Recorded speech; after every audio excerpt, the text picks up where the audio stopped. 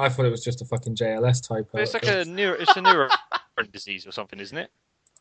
I don't know. It's the Nurburgring disease. That's The right. Nurburgring disease. The Nurburgring disease.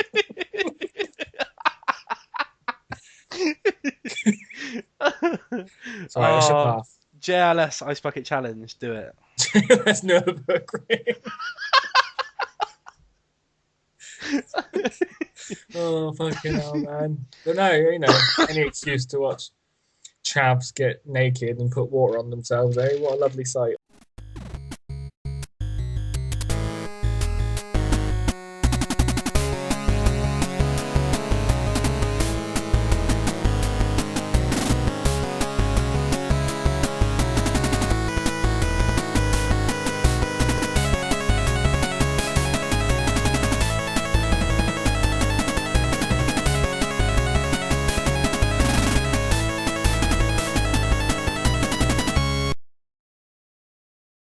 What's up, people? Welcome to the GSC podcast. I'm one of your hosts, Slouchy. Joined this week, as always, by Jamie C. I'm around. I'm here. He's always around, good. man. And Janny. And occasionally me. Hello. Hula hoops around. They're staying around and they've been around forever. That's an old advert. Anyway. It is. Fucking hell. Still no Johnny this week. He's still over in Hong Kong. I'm starting to really miss him. I'm starting to get Johnny withdrawal symptoms, to be honest. That's 3 weeks now. Is he still actually away? He is, yeah. He's not back. He is. He's He's for away another for week. we might not have him for another week, yeah. Yeah. He liked something on Facebook, so he must be still alive, which is good. He did. It was about Dark Cloud 2 as well, man. Dark They have Chronicle. internet in Asia. Dark Chronicle was a good They game. have faster internet than ours, don't they? Probably. Most of Asia has faster internet than us, to be honest. Our internet's pretty shit in comparison. Anyway. Anyway, let's start with what we've been playing / doing this week. Jamie, what have you been up to, bro? I was a bit worried about how to handle this one because I've got 4 games to talk about. Have we got time? Just talk about whatever you want, man.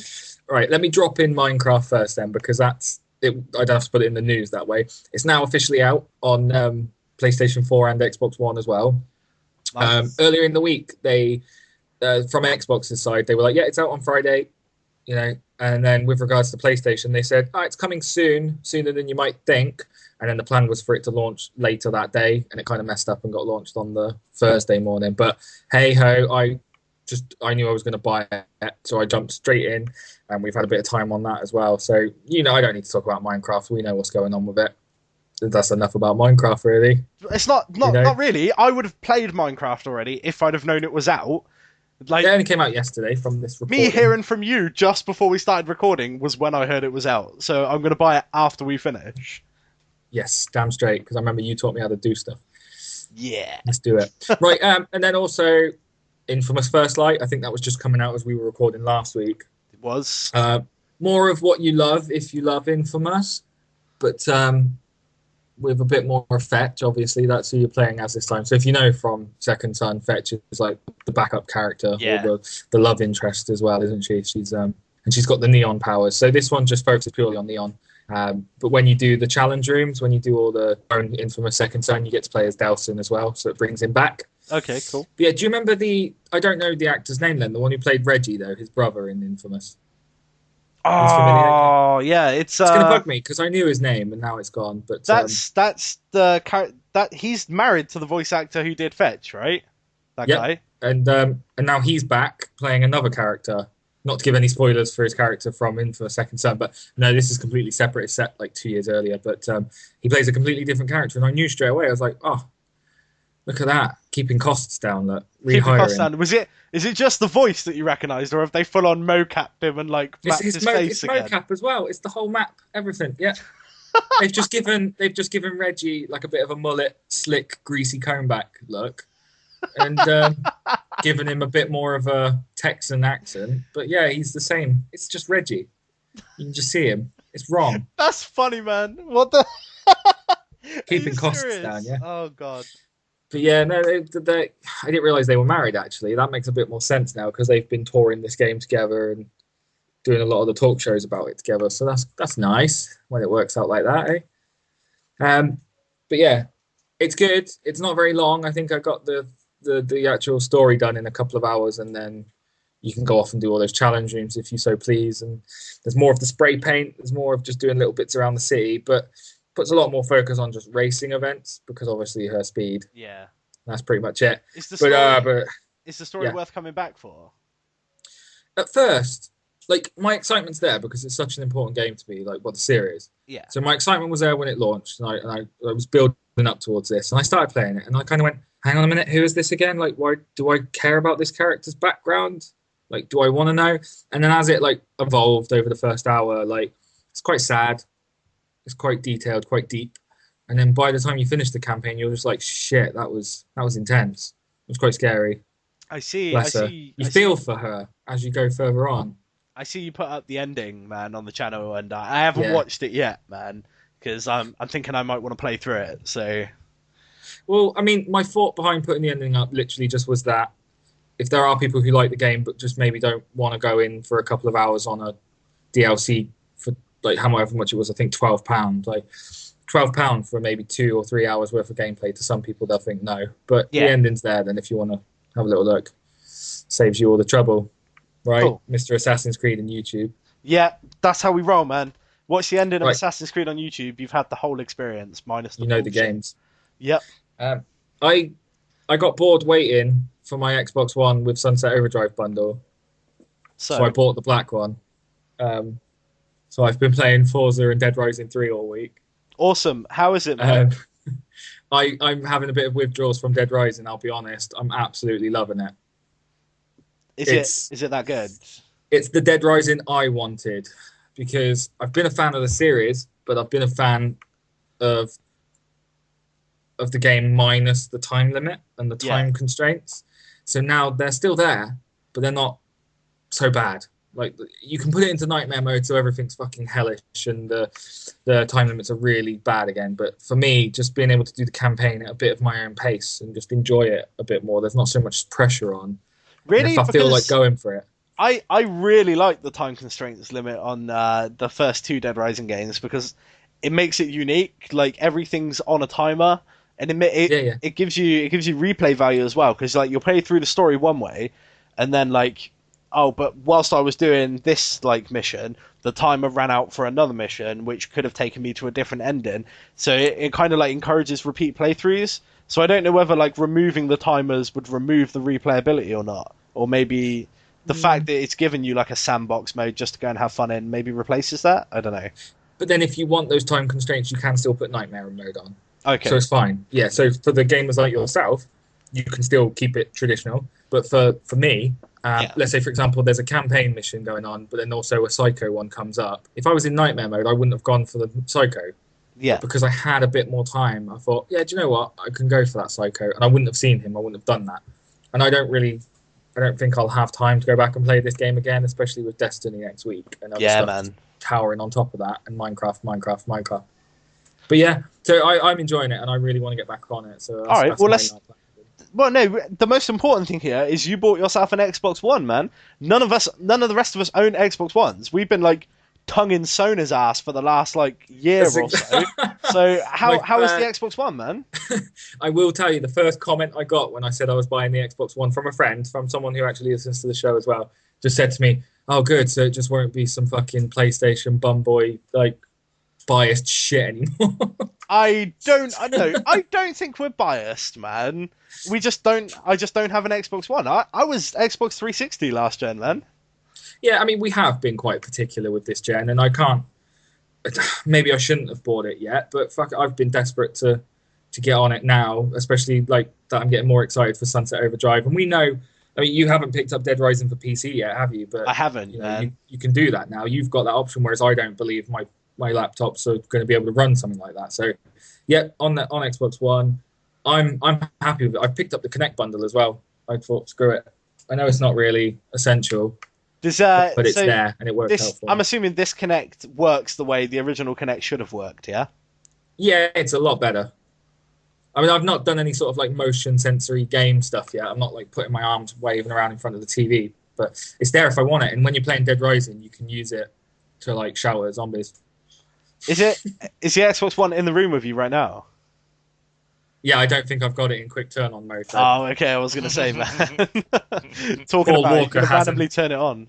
Yeah, Paul Walker hasn't invaded my. No, it's not Paul Walker, is it? That's the dead one. That's the Who's the dead other one, one? man. What are you Aaron. Oh doing? God. Aaron Paul, man. I just thought about the need for speed, but Oh, man. no, it doesn't. No, no. So no, I've had a look. It's not in the quick turn on mode. Okay, cool. Although I'm within distance of pressing the button anyway, so I could just do that because I'm not lazy. So Uh, how's the Xbox One as a console, man? What's the interface and everything like? Does it feel familiar to you? Like, does it remind you of the Xbox 360 or?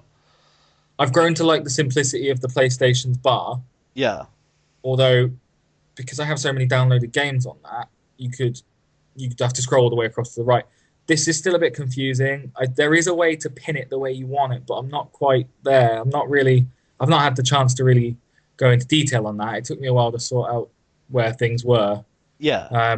Like for example, as well, I downloaded Killer Instinct. Went, well, this is shit. Deleted it, but it's still on my front homepage. And if I click on it, it's like, do you want to reinstall it? No, go away.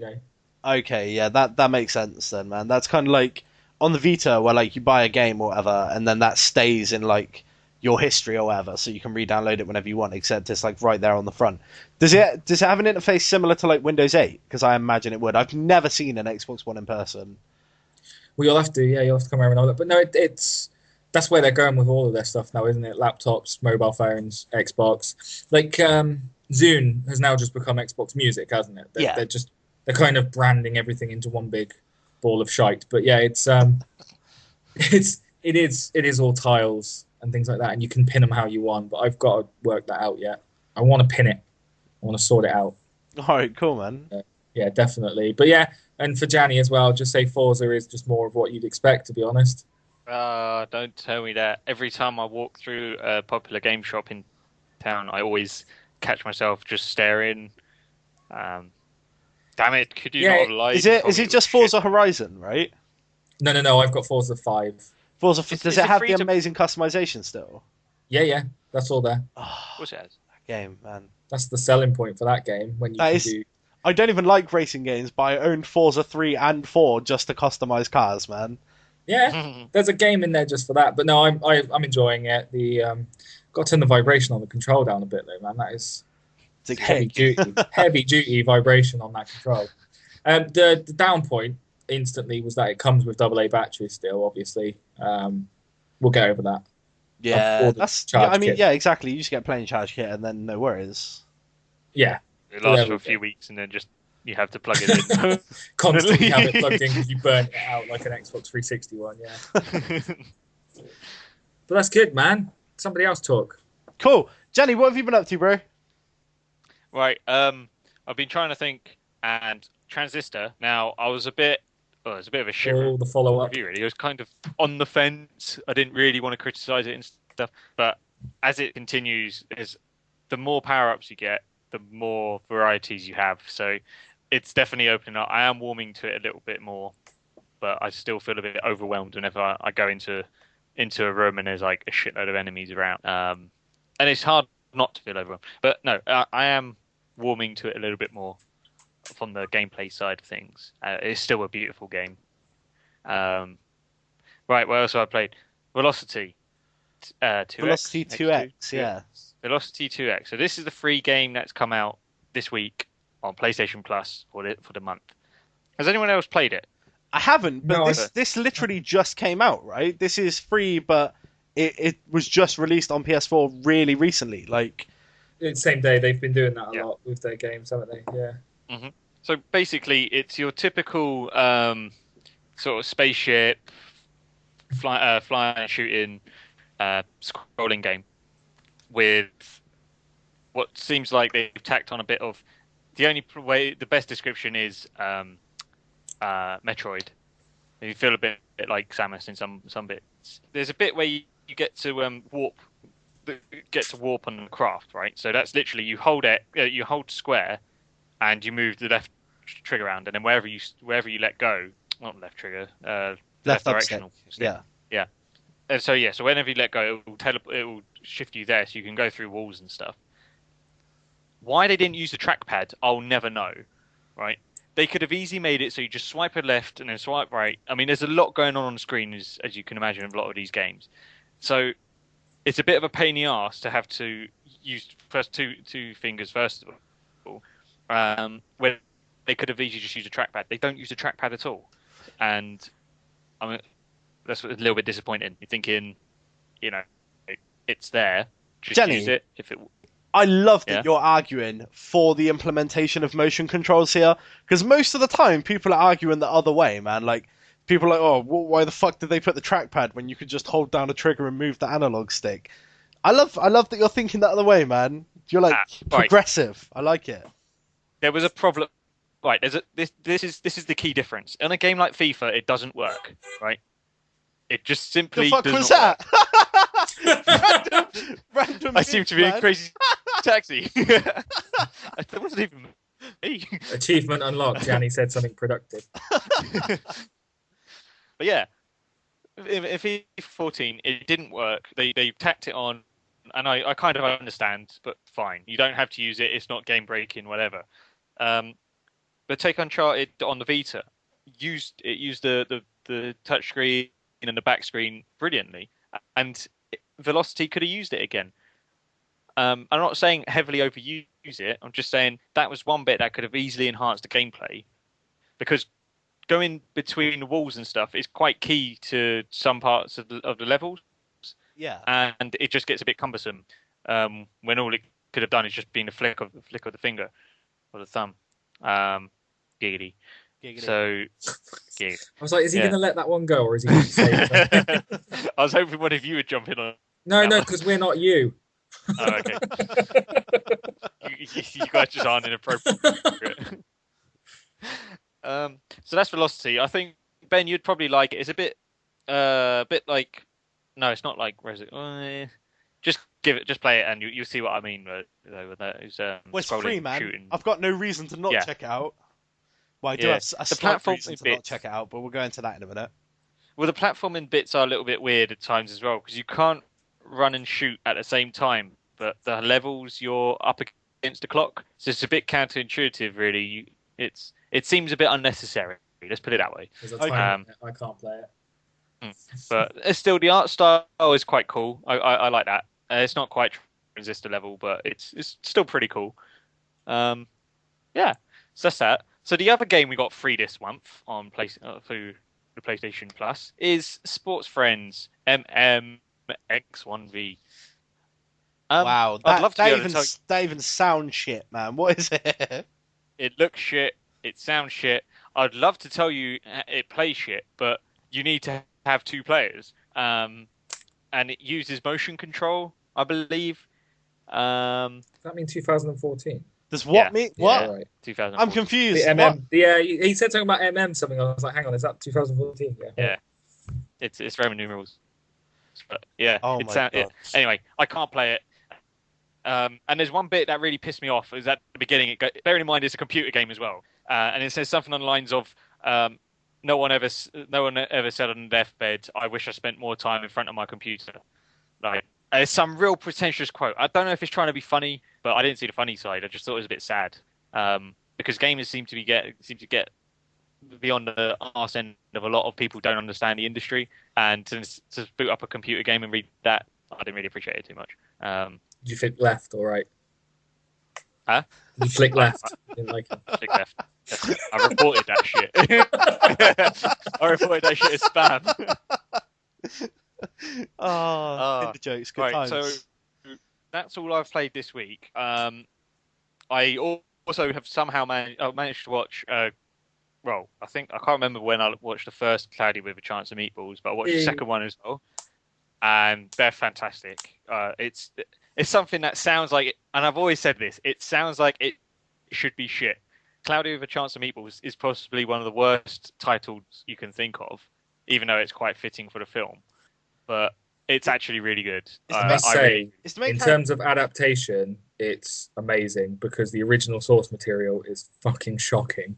Really? It's one of the worst books I've ever had to read to my child. Is it that bad? It's so bad. It's so boring and long. And to be able to make a film, to adapt that to screen, hats off. Delighted. Haven't heard that word for a while. What? I don't think I've ever used that word. That set me off. Wow, I seem to A little have. tingle through me. Put a little Mr. Tingle in there. Well, we'll have to continue this after the podcast. Yeah. Right. The other thing I watched, Anchorman 2. Oh my god. What a load of fucking garbage. Oh, I Is didn't Ben in hate favour it. of that? I didn't hate mate, it. I didn't no. hate it, right? But it's how'd you follow up Anchorman? There's no way to do it. Anchorman was like lightning, bottled lightning, man. You couldn't ever replicate that. Listen, I had that same argument having not seen it, right? And I thought a lot of the criticism was because everyone said it was comparing it to the first or whatever. It doesn't even stand up as a comedy. It's an embarrassment as far as I'm concerned. It's not funny. I can't remember the last time I watched a film and I actually turned it off, but I would have walked out after an hour. That was excruciatingly bad. The worst bits in Anchorman 2, the worst bits is when they retread jokes from the first film. Like, by a country mile, it is the worst. Like, Thingy's condom closet, where he's got all the different condoms and stuff. Just like, that's not funny. It was funny in the first film because he had all the different aftershaves, and you thought, like, yeah, like, in that sort of time period, those kind of people probably would wear a lot of aftershave and stuff, but... Yeah, but watch it again, and you'll find that they're all overacting. It's just bad throughout. I mean, was it one of the main things that happens at the beginning when he wins the bet, and he changes his name to Lame instead of Lane, and I was like, that's just not funny. It really isn't funny, man. You know, I'd love to say it's adolescent, but fucking hell, I am so disappointed that they all sat around and went, "This is a good idea. This is funny shit." When all it was is a cash-in. I couldn't hate something more. Even that bit in the like the camper van when they're like driving up the highway, like that whole scene where it goes all slow motion and stuff. I was just like, well, this is so unnecessary. Maybe people in America liked it, man, but like I just didn't like it as much, man. Do you know who was the female actress in it? Who was kind of like the female Brick? Oh, Kristen Wiig. I thought she was quite funny in it. She's good in everything she does, to be honest. And Johnny hated her in it, man. Johnny was like, she was like the worst and stuff, and I was like, well, like those moments like were probably the funniest bits of the film to me. Now you see, there's a lot of first of all, going back to the actual camper van crashing thing. That scene would have been would have been really funny if he said, "Oh yeah, it's fine, you know, it's on cruise control," and then Paul Rudd turns around and goes, "But doesn't that just regulate speed?" And then it crashes, and then that would have been fine. But they longed it out with some, you know, the stories they're telling weren't funny in that scene alone, and it was dragged out. Yeah, I don't like the fact that they've gone like the whole. It's concentrated on Brick, and that's where the whole film falls down because Brick was never key to the first one. He was there as light entertainment. No, literally, you literally could have cut Brick out of the first film and you wouldn't have lost too much. That's why he was so funny, because he was just there, sort of like with them, but not really an integral part of anything. Yeah, it was some random. Yeah, he'd cut in with some random bit, and everyone was like, "What the fuck?" And it was actually quite funny. You know, as everyone says, a joke's only funny once, and they've just gone and centered it around his weirdness. Yeah. I don't understand. It's like they went, let's make Anchorman 2. Oh shit, we have no ideas. Let's just do it around Brick and hope nobody notices. But how long was there? How long was there between Anchorman 1 and 2? Anchorman came out in like 2007, 2006?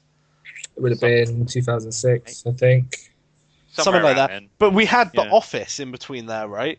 Like, Steve Carell's terms on The Office were like that entire time span. So he became like way more famous between like doing Anchorman and then like doing Anchorman 2, which is I guess why he had a much larger role, and the fact that Brick was such a fan favorite character from the first film.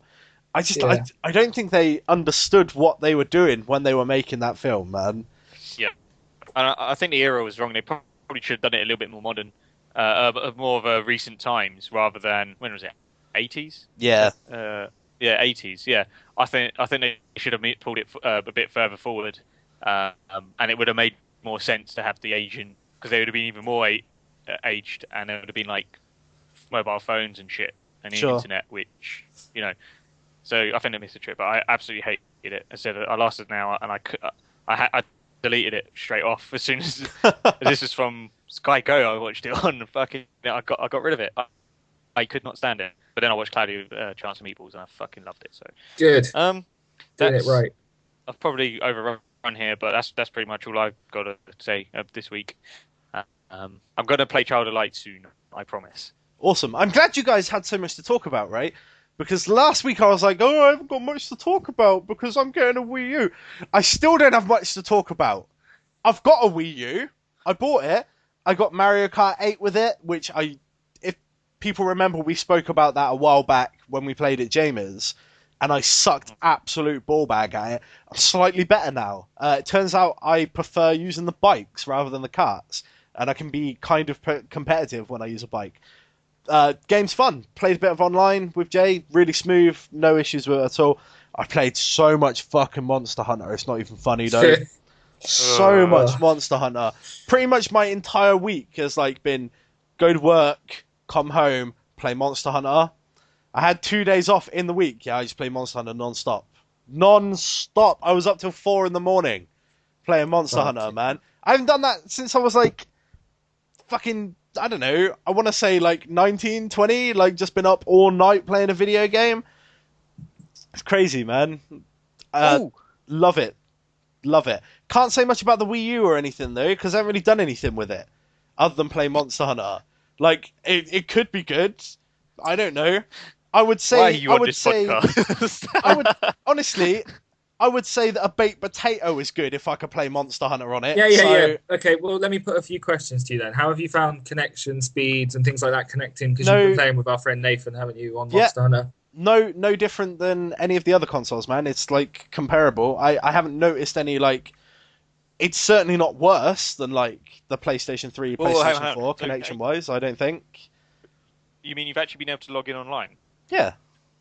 Then it's better than PSN at the moment. Oh dear. We'll let him get Sorry, to that. that's a cheat. What about controlling it? What about the control? Have you been using the gamepad, or have you invested in a Game Pro? No, I've been using the gamepad. I've adapted to it really quick. Didn't really take much adaptation at all, man. I haven't really been looking at the gamepad, though. Even though there's information there on the screen, I've just kind of been ignoring that and just carrying on, man. Even when we were playing Mario Kart, because you've got the map down there, don't you? But I do the map. Yep. Yeah, I haven't been looking at that at all, man.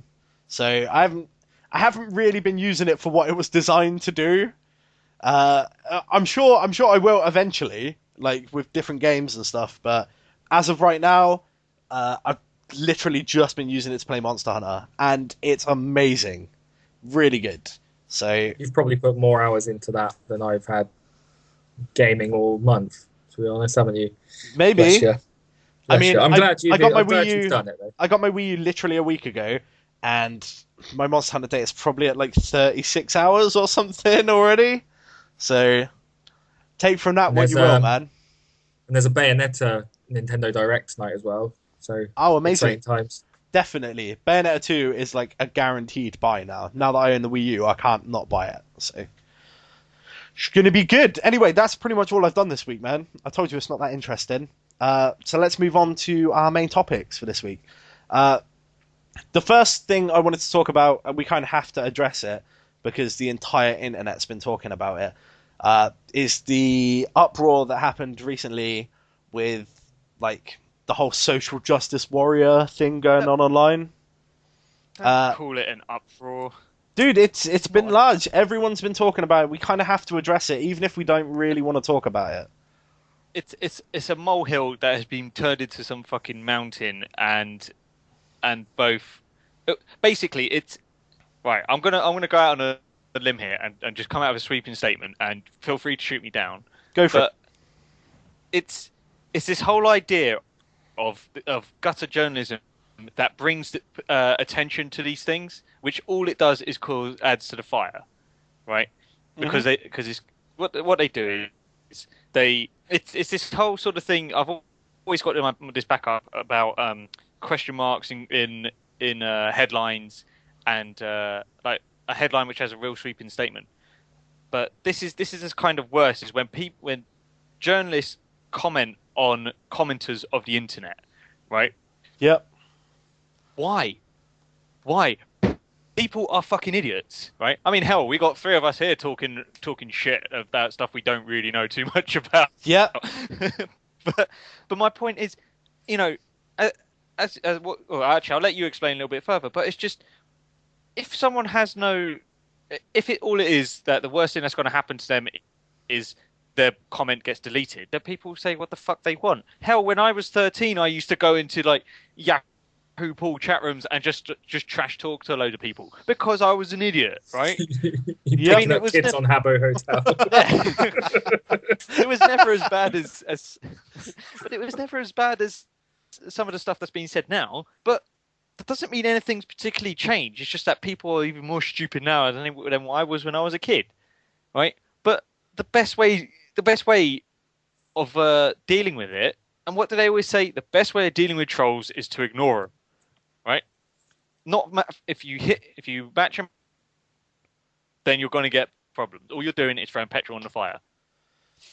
Yeah, I mean, I get that, man. I just I don't see why it's a big deal, man. Like everyone's exploding about it, right? And the problem is this, right? Everyone's saying, well, you know, like the games media have really close ties to like game developers.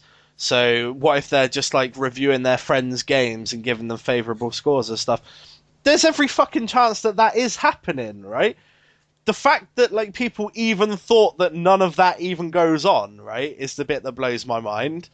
Like, well, no, I think the problem I think a lot of people have is with this is if an average, like how many games have we bought and you've gone, how the hell, you know, this game is shit. How has it got a high score? So I kind of sympathise in a way because the journos should have a bit more what's it called, integrity. You know, their job it should be to report about a game, consumer advice. Is it good? Isn't it? Right now, again, go back in the day, you used to have like Nintendo magazines, Sony magazines, and Sega magazines. Fine, but you wouldn't buy one of those for an impartial view. But if you were to go to somewhere like Games Master, you wouldn't expect them to be being paid by someone from Nintendo or have a bias towards one of the consoles because they got a friend there. Yeah, you know, you're looking for an unbiased view. So to a certain degree, I sympathise. You know, I don't think that you should. You know, I don't think it's right. Let's put it that way. But there's levels you go to, if that makes sense. Yeah. Well, I mean, in terms of looking for an unbiased viewpoint, right? You're really never going to find one because everybody has their own personal biases and stuff. What you do is you sample multiple opinions, right? And that helps you draw your own opinion, you know? I mean, ultimately, you're going to want to try something for yourself to gather your own opinion, but by sampling like quite a few other people's opinions, you can get a good idea of whether you'll like something. You should never trust somebody's review as like absolute facts, right? And yeah, the fact that people are getting so sort of annoyed at the moment, they're saying, "Oh well, how do we know that this stuff isn't going on?" Like, that's the whole point, you know. How do you know that stuff isn't going on? So don't trust things like religiously. Be skeptical of things because that's a good thing.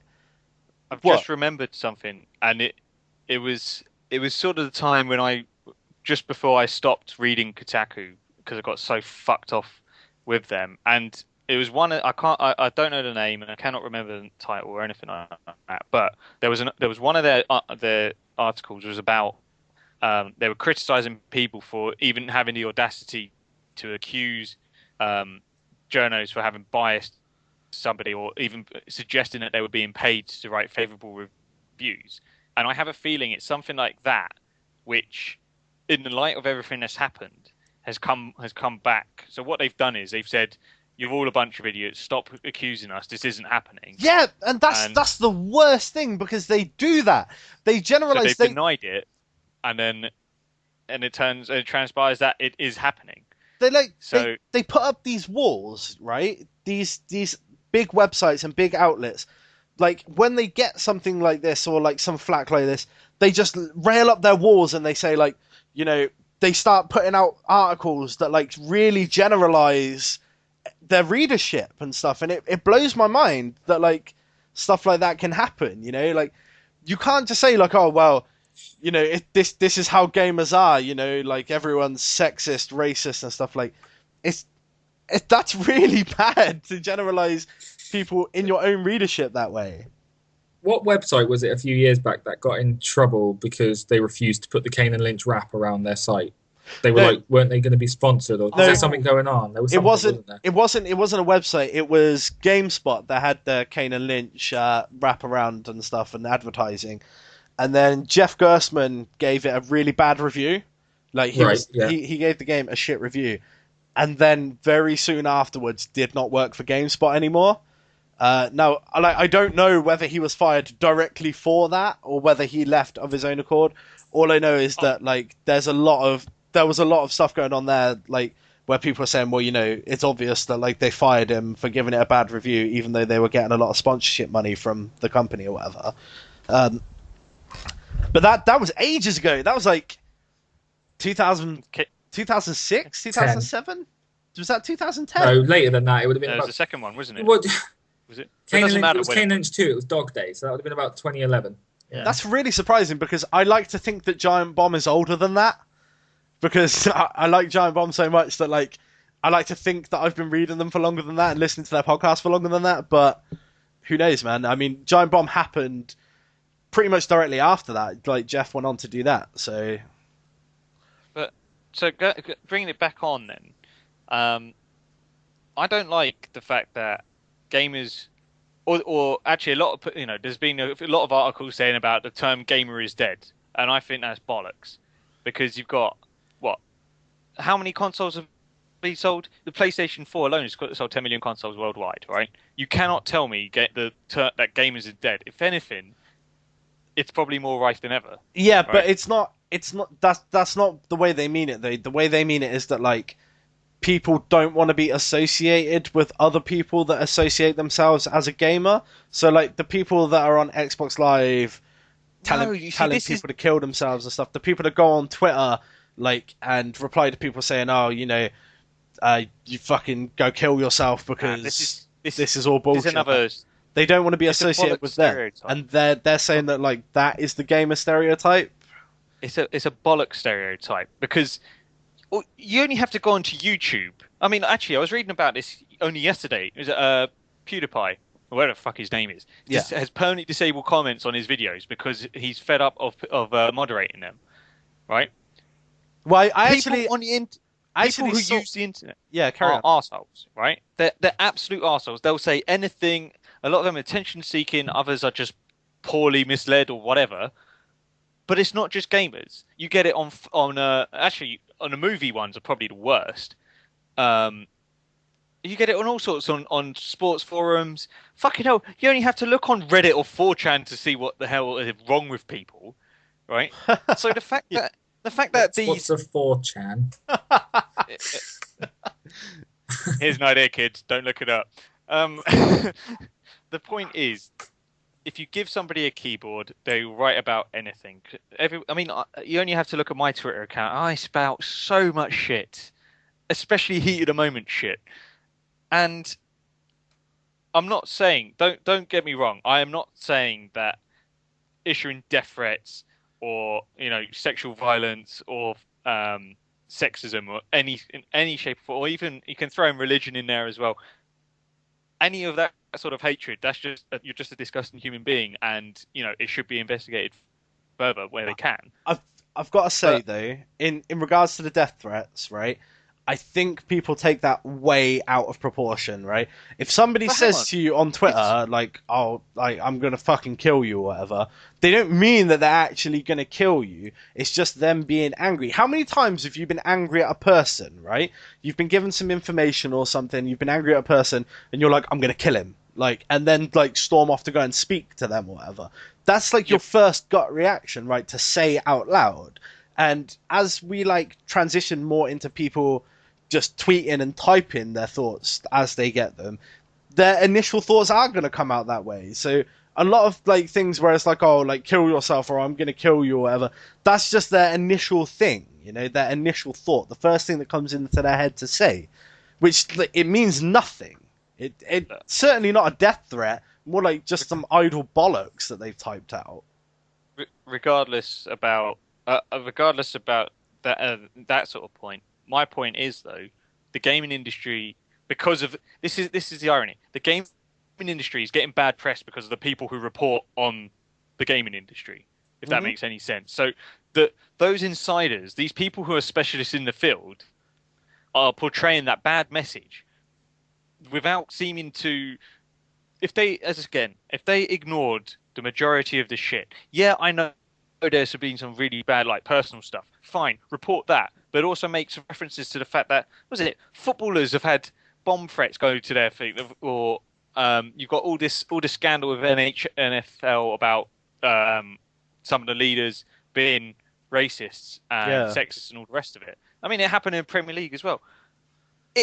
There are people out there who are idiots. There are dinosaurs, whatever, but it's not down to just the gaming industry. You cannot taint any. In fact, I refuse to believe you can retain one segment of a couple of individuals, or not, maybe not a couple, a few individuals, adolescent teens, what have you, and taint a whole industry on it. It's absolutely ridiculous. The term you're looking for is vocal minority. They're loud, but there's less of them than there is of everyone else. Yeah, so for people to turn around and say the term gamer is dead, that's absolutely bollocks. Absolute bollocks. You go into any computer game shop, and it's teeming with people. The ones around here are anyway. You know, I have no problem telling people I'm a gamer. I have no problem telling people I'm a geek. Right? Man. But if you play up to a stereotype, and if these so-called journos play up to those stereotypes and report what people want to read or want to hear, then or portray that message, then it's going to carry on going. So they can point fingers at the community, but they're the problem. You know, if they do it like that, they're going to get a backlash, and as I said, you're fueling the fire. You're just getting people's emotions up. Yeah. Right. If they said there are a minute number of people, and not even call them gamers, a minute number of people who have had these personal attacks on her, and they're absolutely disgusting individuals, and it happens here, and here. That's fine. But then to say that gamers are dead, or you know, gamers are worst kind, or whatever was said, that's wrong. So and then they get their backs up because they get the criticism. It's a vicious circle, but they started themselves. You know. Anyway, that's all. I get it, man. I'm gonna steer away from this in a second because it's a dark place to be, man. I do want to just touch on the whole like social justice warrior type thing, archetype that's been going around at the moment of people that just like are harping on things like, oh, you know, that's racist, that's sexist, that's whatever. I mean, that is not a bad mindset to have, right? If there is genuinely something wrong with something, calling it out is a good thing, but don't go into something looking for those problems. I think that's an issue that like is happening a lot at the moment, and why it keeps getting brought up because people are they're going into things and they're looking for those things. They're looking for anything that they can like associate with those things in order to make an issue, right? Not everything is going to be like completely inclusive, right? And it shouldn't be, because otherwise every single game is going to have like a 4-man party. One of them's going to be black, one of them's going to be gay, one of them's going to be like a lesbian, and that'll be like the group, right? And every game will have that because, you know, that is equality, right? That's not the way it should be. Everyone's going to create something that they identify with and stuff, you know?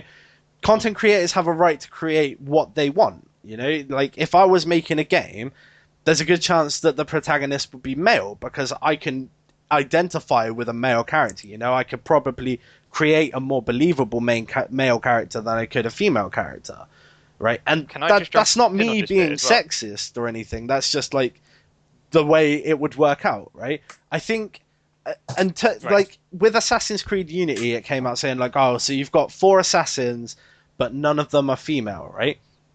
Maybe they didn't want to add a female assassin. Like, that's not them being sexist. That's not them saying, like, oh, you know, a female assassin wouldn't sell well. Maybe they just didn't want to add one. And that's fine. That is their prerogative to do that, you know?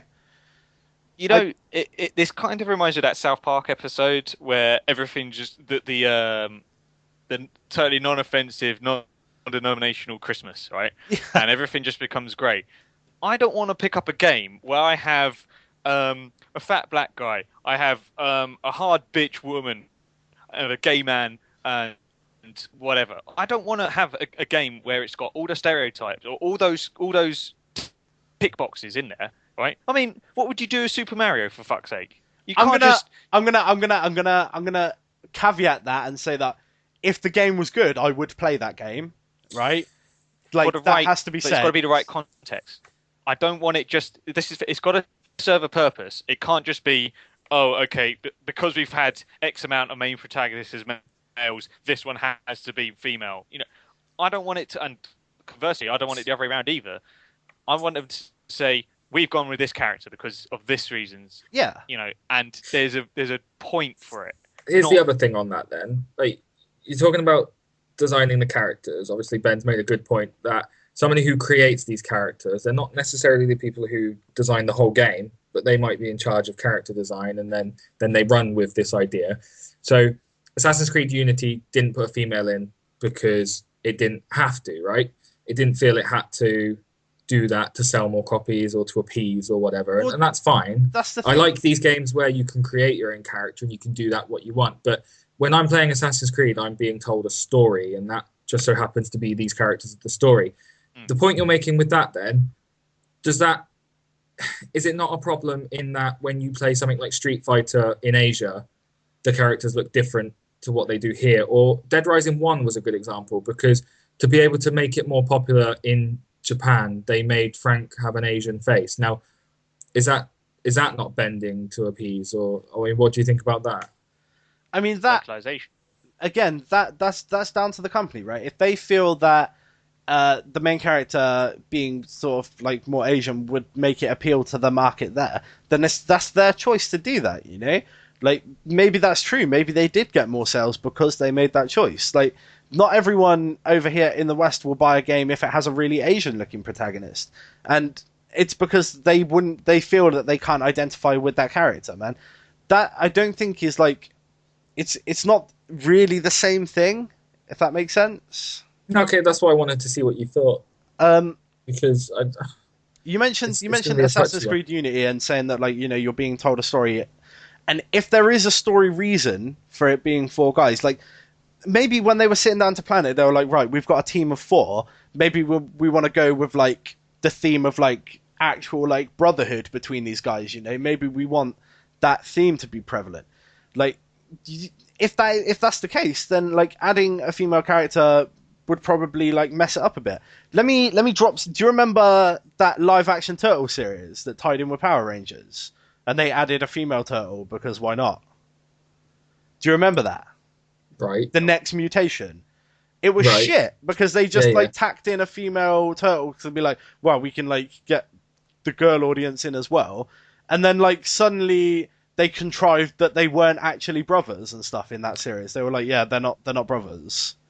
This is the problem when people start when people start dissecting games and putting sort of social stigmas to them. That's when the industry starts going bad, because you get into this loop again of, you know, do we have to repeat, you know, if we make this character like this, who's going to complain more?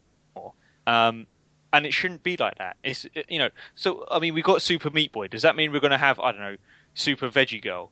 I mean, it's just to appease fans. I'm sorry, but a lot of game design is off the cuff. You know, somebody having a bit of fun, or somebody feels quite passionate about it. And as you said, Ben, it's something that they've talked, you know, that they could draw as a kid or whatever.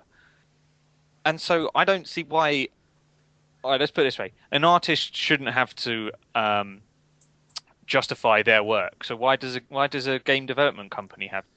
I'm completely there with you, man. And it doesn't happen. It doesn't happen in other media, right? You don't get people like, I bet J.K. Rowling hasn't got a ton of letters sent to her saying like, oh, why is Harry Potter a man? Like, why is he a male? Like, why can't I have a female? Why can't I have Henrietta Potter? Why can't you rewrite the entire series as Henrietta Potter? Why isn't Harry Potter gay? People will find a... Because it's a book, it gets away with it because it's been written. It's the same with like TV shows and movies, right?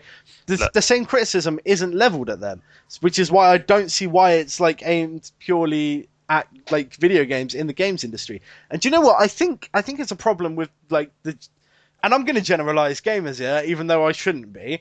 But like maybe it is a problem with just gamers in general and the amount of people that like play video games as like an escape, but don't really have any sort of major causes that they believe in, but they want to be part of a cause, you know?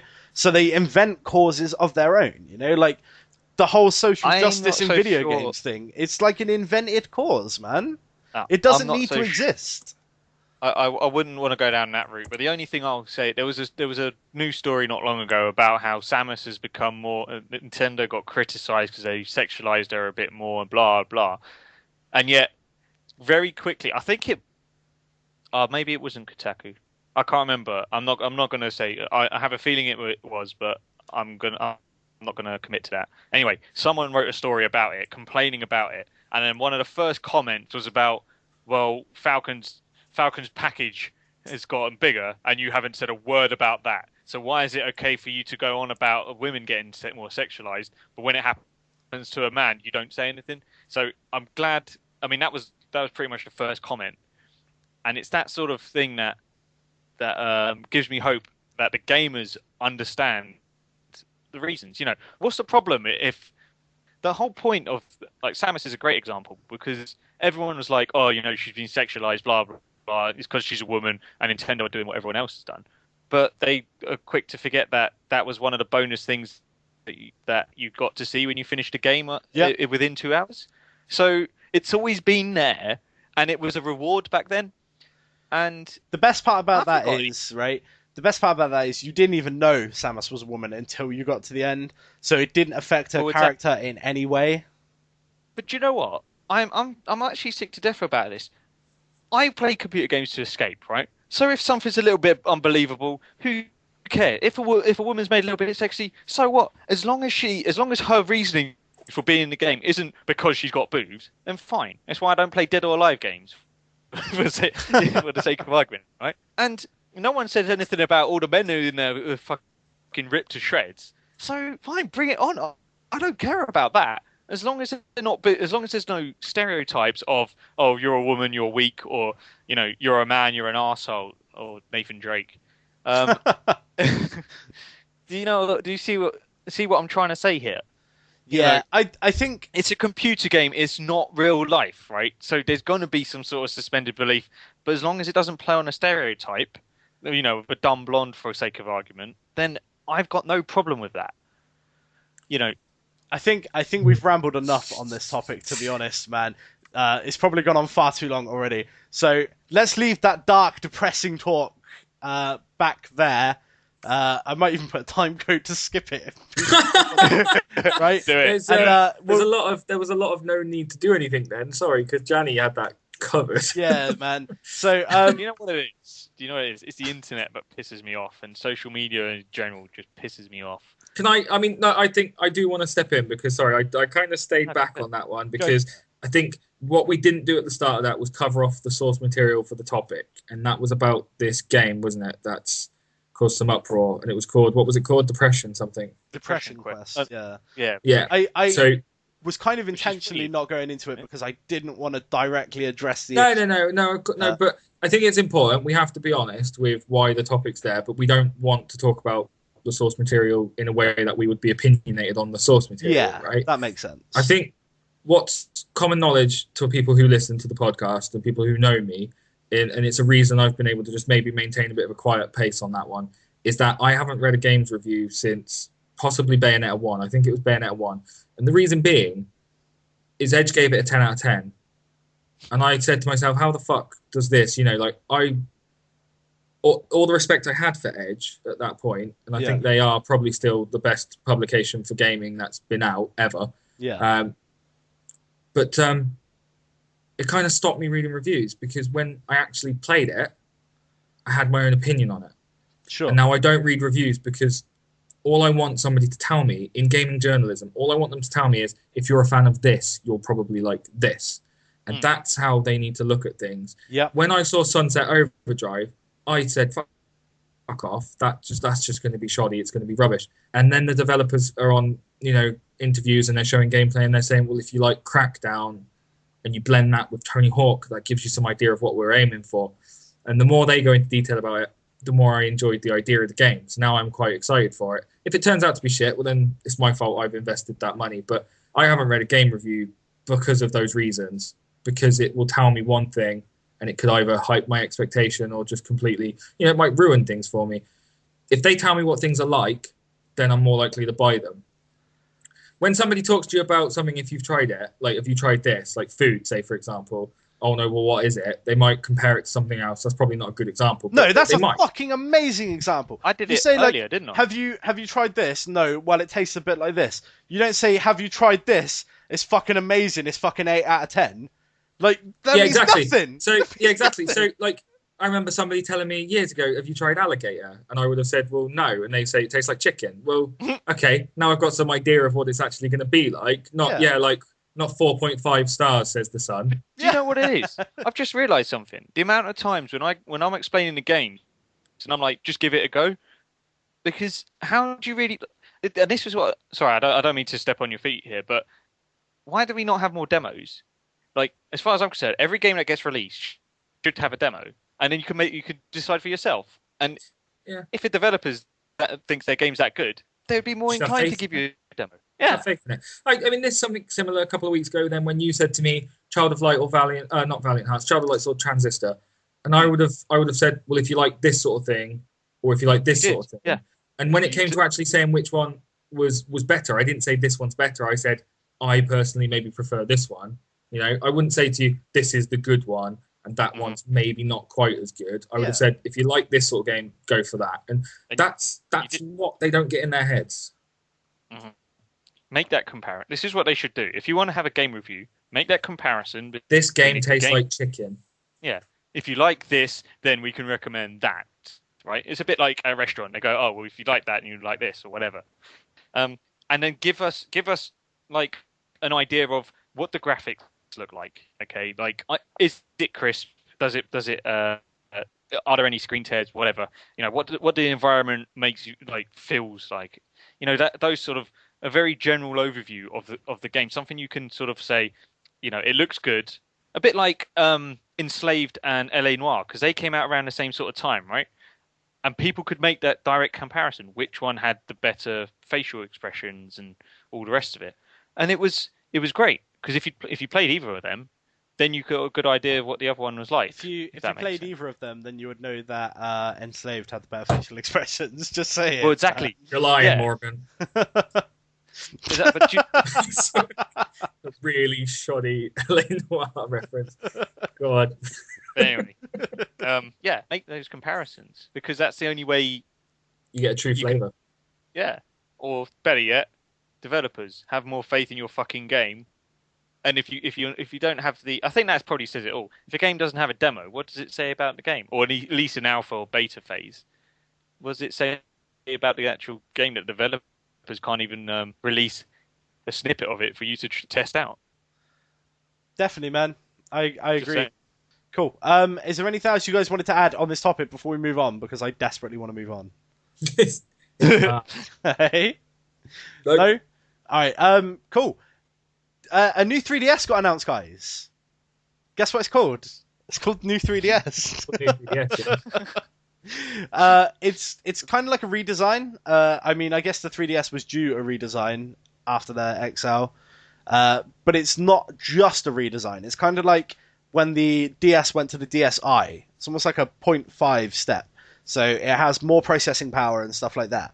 And it's also going to have a unique line of games that will only work on the new 3DS. Yeah, can you explain that a bit further? Because I haven't looked into it myself, but this is what's stopping me from playing. Well, game. I mean, imagine the 3DS can run 3DS and DS games.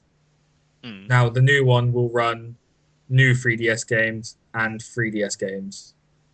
Like there'll be games that you will only operate on that system. So Xenoblade Chronicles is the example, isn't it? The Wii port. Yeah. But That's coming over, and is Monster Hunter 4 now exclusive to that, or am I misreading that one? I don't think it's exclusive because it's already out on 3DS in Japan, yes. right? That's right. The new version, the new 3DS version, is launching with the console in October in Japan, isn't it? So, what's changed then? What is it? It's smoother gameplay, or a faster processor? It's exactly what is that. It Yeah, it's just a bit of a hardware upgrade, right? So okay. Games that are designed for new 3DS won't run on the regular 3DS because the regular 3DS just cannot process it. So Xenoblade is it a bit like Chronicles, the Sega CD over the Mega Drive? maybe, you could argue that. That's probably a bad idea. The Sega CD was like an upgrade, right? It was like an add-on for the Mega Drive, wasn't it? Rather than being a completely new thing. Whereas this is a new redesigned 3DS that's slightly more powerful than the current 3DSs on the market. It's got better battery as well, hasn't it? Yeah, I mean, arguably, it is a brand new console. They've kind of shot themselves in the foot again. They've done a Wii U again, where like it is a new console, but they've just given it the same name as the previous console. Yeah. So, but it's to market the same though, don't they? Yeah. Well, they do. It does have the extra thumbstick and stuff though, like the. Yeah. Well, it's called New 3DS to us, but I bet in Japan it's got a fucking fantastic name. Probably. Mm-hmm. Fucking Rising Dragon Phoenix 3DS. There you go. Something like that. Yeah. It's going to be hard for them to market it, much in the same way that the Wii U was hard to market because people were like, "Well, is that an add-on for the Wii that I already have?" Yeah. Like, it kind of works the same way. New 3DS, but I've already got a 3DS. Yeah, but this one's better than that one. But how? It's still a 3DS, you know? It's NFC ready, so your amiibos will work from the get-go instead of needing the adapter that will be available for the old console. There you go. That's something else. The one thing I just want to get away from, I don't believe it's a totally different console to the 3DS. I think it's better to describe it as an evolution. Like, because it still plays all the 3DS games, and it's not. Well, that's like saying there will be another console that supersedes this. This one is just going to take over the 3DS, if that makes sense. This is a halfway house. You'll get a new DS very soon after. Yeah, so that's why I'm trying to like shy away from saying it's a brand new, it's a different console, because to me it's the same console. It's just they've tweaked it so it can play. It's a bit like the Game Boy Color over the Game Boy Pocket and the original Game Boy, if that makes sense. There was no games for the Game Boy Color that wouldn't work on the regular Game Boy, were there? No, they just didn't show color when they played color. Yeah. No. Game Boy Color games would not work on the original Game Boy or the Pocket. That's bullshit for a start, because I had Pokemon Gold and I had a fat yellow Game Boy that I used to play. You could just wouldn't play in color. I'm pretty certain that Oracle of Ages. No. All right. Yeah, Oracle of Ages, for example, would not play in my original Game Boy. That's a GBA game, so I'm not surprised. Was it? No. Oracle of Ages and Seasons of Game Boy Advance, and I think they might be an exclusion from the rule. This is Game Boy Color, it says. I was all right. Maybe I'm wrong on that, but all right. They're an exclusion to the rule, I think. I thought the Game Boy Color. No, they can't play on the original. Well, this one can't. If they're GBA, they can't play on the original Game Boy. It's not a GBA. This is Oracle of Ages is Game Boy Color. I've got it in my hand, and I know why it can't play, because when you slid the Game Boy. Hang on, what have you got in your hand? Oracle of Ages. Why do you have that to hand? Because it was in my drawer. Although I can't find my actual Game Boy, but there's. Yeah, all right. Because on the original Game Boy. Sorry, they're going off topic here again. But the original Game Boy, when you hit the power button, had the little tab that went across. I always thought it was to stop the cartridge from falling out, but the Game Boy Color ones don't have that. So you physically cannot. Game Boy Color won't go in the original Game Boys. Yeah. Really? I've done the official Nintendo chart, Ben. Sorry, I was with you on that one. I thought you could. Dude, Yes, I'm right. I don't talk total shit. But yeah. Are you sure? So I'm like certain. I put color games in my SP. That's probably what I was getting confused with. Yeah. I had the. No, I'm sure about this, man. I played Pokemon Gold on a clear, like crystal Game Boy, not the old fat one, the new version, but it wasn't the color. So it was the slightly slimmer version of the Game Boy, like the second release of it. And I'm certain I played Pokemon Gold on that, just in black and white with no color. Pokemon Gold wasn't a Game Boy Color game. It definitely was. Mate, it wasn't. Dude, I had it on my original Game Boy. I have to Google this because I'm certain about this, man. Mate, keep talking whilst I Google. It wasn't a Game Boy Color game.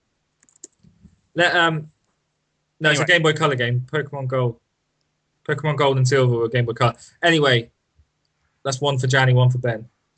All right, cool. We're 1-1. That's all good. I don't know. We suck at basically everything, so we do. Let's just prove it on It's the podcast. fine, man. Anyway, yeah, Game Boy Color games. Told you, we don't know what to talk. Anyway, okay, that's okay. But yeah, it's not a different. The 3DS, the new 3DS, I wouldn't argue is a totally different console. I'd say it's just a boosted one and can play all the games, but the 3DS can't play the new game. Here's the best way to look at it. Do you remember when the N64 got the expansion pack? Yeah. Mm-hmm. This is just like this is an N64 with an expansion pack in it. There'll be certain games that need it.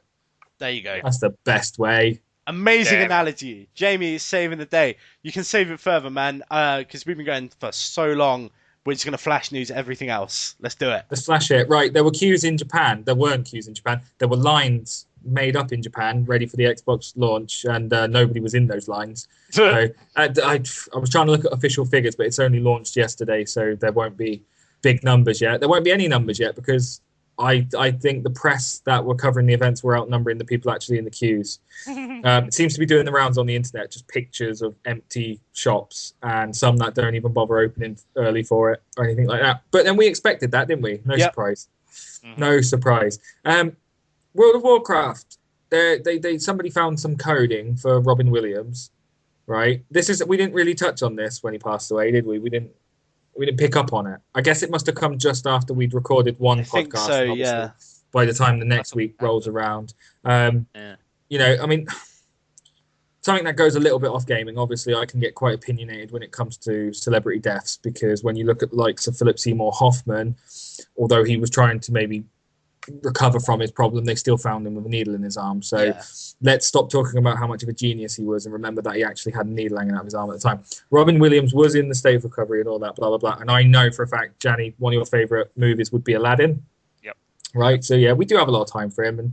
And I preferred maybe some of his other stuff, not the messing around stuff, maybe a bit more Mindy. But it's too late. It's too late to do some sort of like obituary for him, but no, for World of Warcraft they've done a tribute, and that you can now find Robin the genie, and he'll be on one of the islands in the new expansion. And when he comes out, he's got some of his lines from Aladdin, so I just thought it was a nice little touch for them. Awesome. Bless them. There was a big kickoff on the internet. I think we nearly covered this because they wanted some sort of campaign to get him a tribute in the new Zelda game. Yeah, there was a petition floating around that people were asking everyone to sign and stuff. Yeah, which I thought it was a bit much, but I mean, I was thinking about this yesterday. I actually forgot about that petition. I thought what would have been a nice touch if they had almost like Navi was in N64, but instead of what was it? I can't remember what I said it was going to be now. But anyway, some sort of like little sidekick for Zelda, or actually a Robin, that like a wisecracking Robin for Zelda, but not like overkill or anything. A wisecracking sort of Robin. Yeah. Nope. Nope. Not. Don't do that, Nintendo. I don't mean. Oh, that was a really bad way of saying it. Danny, was this your great idea that you wanted to add in? I had a better idea, but it wasn't that. I can't remember. But anyway, but not in my Zelda, mate. Not in my Zelda. Not in my Zelda. Yeah. He's going Never to be mind. the That bow. moment's He's gone going to anyway. be the bow. Moving on. Is that what you wanted to add? Sorry, I didn't mean to take the piss out of it or anything. It was some sort of not a sidekick, but a bit like Navi was to Link in N64, and just has lit like a bit of to and fro every now and again. But I thought it'd be a nice touch considering he called his daughter after Princess Zelda, and yeah. Anyway, I Yeah, I mean, I do know what you mean though, but I mean, for me, a tribute to him would be to just, you finish the game, or as you load the game, as the Nintendo logo comes up, it will just say like for Robin or something. I don't know. Yeah. Well, Just a nice little touch like that. You don't need to add him to the game. It's even if it's like just an incidental character, right? Or like something incidental in the game. The next Zelda game is supposed to be kind of open world, right? There could be something random that you just come across that like is just like a nod to it or something. Or if they re-release Majora's Mask, he could be one of the masks. Oh, dude. Oh, I don't know whether that's an insult or not. Never mind. It's not. Never mind. Anyway, Sims 4 came out. Nobody gave a shit. They don't have swimming pools or babies anymore, so I'll stick to making videos on Sims 3. Anyway, people pirating the game have been met with it just being pixelated, as if the whole game's been censored. Apart from your little icons in the corner, they'll be fine. But the game is pixelated. And they're actually even complaining on forums and going to EA and saying, why is my game pixelated? Because you fucking stole it, you pricks. And their reply is like, we're sorry to hear about your troubles with the game. Maybe if you purchase the real thing, it will work. I love that. I'd love it if they did that as just trolling. It's just amazing. It's my favourite part of I think something happened with the game recently as well, that when you got to the finish, it fucked it up. And so people were complaining to them, the developers, and they said, well, yeah, if you bought the game, it would have been fine. It was a guy talking about Skullgirls. That's right. And he was like, I finished the storyline like 3 times and I haven't unlocked anything yet. I just keep getting this message. What's wrong with my game? And the guy was like, maybe if you bought the game, you'd be able to unlock stuff. And then the guy was like, oh, okay. Like, it was like an intentional bug. I love intentional bugs. They're great, man. Good. Best way of stopping pirates. Mm. I can't believe there's a brand new game and it's already been pirated. Oh, well, maybe I shouldn't be so naive, but bloody hell. I mean, dude, games get pirated to fuck, man. Like, the industry, they blow it up out of proportion, but it's definitely a thing. It's not like it doesn't happen, man.